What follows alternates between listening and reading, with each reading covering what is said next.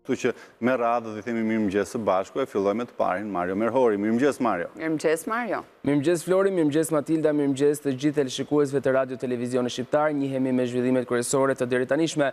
Kryeministri Edi Rama u shpreh gjatë një takimi me të rinj socialist në Fier se Shqipëria është në një moment historik ku ata kanë mundësi të bëjnë histori.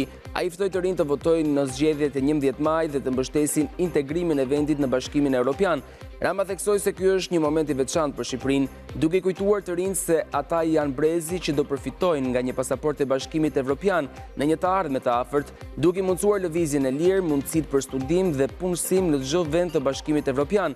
Ai bëri thirrje të rinjve të mos qëndrojnë brenda kufive të Shqipërisë, por të shfrytëzojnë mundësitë që ofron integrimi në BE. Rama po ashtu e theksoi rëndësinë e ndryshimit që ka ndodhur për Shqipërinë, duke bërë pjesë një sistemi të hapur dhe të integruar me Europën. Kryeministri theksoi se Shqipëria ka bërë shumë punë për të bërë pjesë e Bashkimit Evropian dhe ka mbështetje nga BE, e cila dëshiron që vendi të mbyllë negociatat për antarësim deri në vitin 2027. Ai përfundoi duke u shprehur se ky është një moment historik që mund të sjellë përfitime për brezin e ri dhe Shqipërinë e tërësi, e po ashtu tha se në zgjedhjet e majit synojnë të marrin 1 milion vota.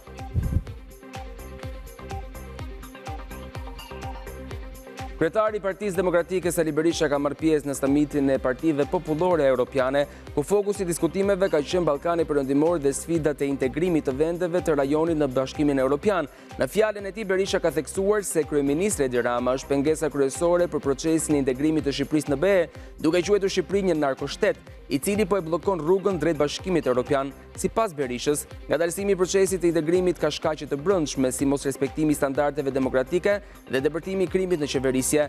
Ai ka theksuar se Shqipëria, si narkoshteti i vetëm në Europë, duhet të njihet për realitetin e saj para elitës politike të Europës. Berisha theksoi se ai ishte i vetmi përfaqësues opozitar në panel, ndërsa të tjerët përfaqësonin qeveri. Rikthimi i Berishës në samit u prit mirë nga miqtë e tij të vjetër, të cilët e përgëzuan dhe theksuan ndryshimet pozitive që kanë ndodhur në Shqipëri sa i përket kampit opozitar. Në seancën e fundit plenare para zgjedhjeve parlamentare të 11 majit, Partia Demokratike kërkoi përfshirjen në rendin e ditës të zgjedhjes së avokatit të popullit, por ky propozim u rrëzua. Partia Socialiste arsyetoi këtë me mungesën e dialogut me opozitën, ndërsa Partia e Lirisë e cilësoi këtë proces si të bllokuar prej 3 vitesh. Në seancë deputeti socialist Eduard Shalsi kritikoi opozitën dhe akuzoi deputetin Flamur Hoxha se nuk ka kontribuar për Kuksin, Tropojën dhe Hasin. Nga ana tjetër, deputeti i Kuksit Isuf Çela kundërshtoi projekt ligji për Bankën Shqiptare të Zhvillimit, duke cilësuar atë si një aferë që favorizon oligarkët. Ky projekt ligj u mbroj nga ministra Dalina Ibrahimaj, e cila theksoi se banka do nxjisë zhvillimin ekonomik dhe do mbështesë sektorët e nënfinancuar. Në rendite ishte gjithashtu edhe projekt ligji për rinin, ku ministri Bora Muzhaqi prezantoi programi kombëtar të praktikave të punës.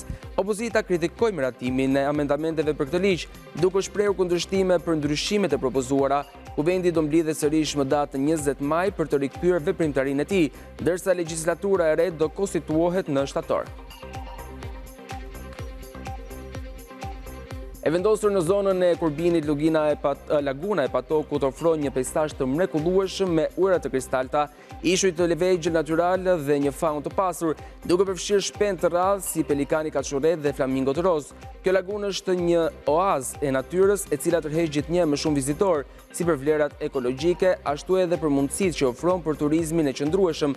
Laguna është e njohur për mjediset e saj të pastër dhe natyror, ku vizitorët mund të shijojnë ujërat e qeta dhe të eksplorojnë faunën dhe florën e saj.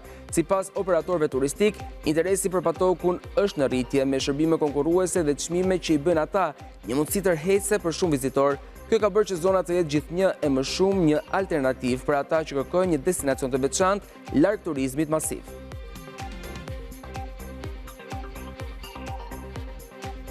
Flamujt në Maqedoninë e Veriut janë ulur në gjysmështizë, ndërsa vendi po mban 7 ditë zgjedhje kombëtare pas tragjedisë në një klub nate në Koçan, ku zjarri shpërtheu gjatë një koncerti të grupit DNK, duke shkaktuar 59 viktima dhe mbi 155 të plagosur.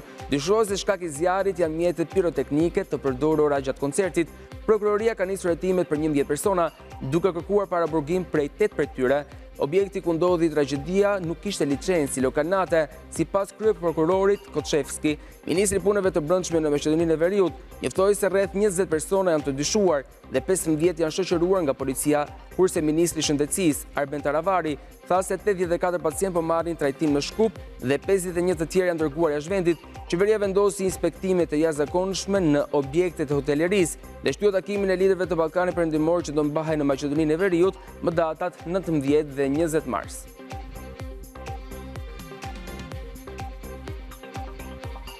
Gjykata speciale nuk i ka dhënë leje ish-presidentit Hashim Thaçi për të marrë pjesë në ceremoninë e varrimit të babait. Lajmin e ka bërë të ditur Organizata e Veteranëve të Luftës së Ushtrisë Çlirimtare të Kosovës përmes një postimi. Organizata e Veteranëve të Luftës së Ushtrisë Çlirimtare të Kosovës ka shprehur ndjenjatën dhe revoltën e saj të thellë ndaj vendimit të padrejtë, jo human dhe të papranueshëm të gjykatës speciale, e cila ka refuzuar çlirimin e bashkëluftëtarit të tyre, ish-presidentit Hashim Thaçi, që të marrë pjesë në ceremoninë martore dhe të jap lumturën e fundit babait të tij. Organizata e Veteranëve të Luftës së Ushtrisë Çlirimtare të Kosovës nuk do ta tolerojë heshtjen e institucioneve të Republikës së Kosovës ndaj shkeljeve, abuzimeve dhe trajtimit përçmues që po ju bëhet bashkëluftëtarëve tanë nga gjykata speciale në Hag, thuaj ndër të tjera në reagim. Haxhi Thaçi, babai i ish-presidentit Thaçi, ndroi jetë disa ditë më parë nga një sëmundje e rëndë.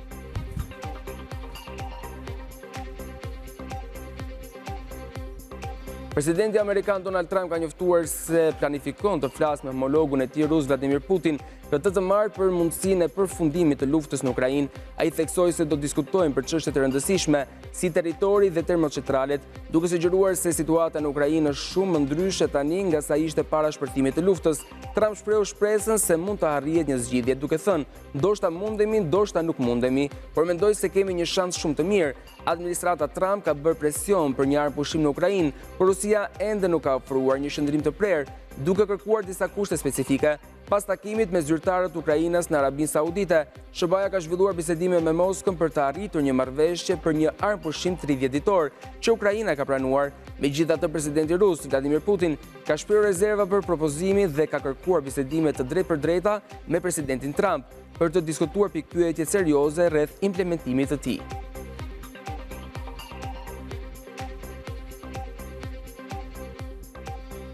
Ishte gjithçka e përgatitur në këtë hapësirë informative, bashkë mirë takofshim. Faleminderit Mario për gjitha detajet që ke ndarë me ne në këtë komunikim të parë.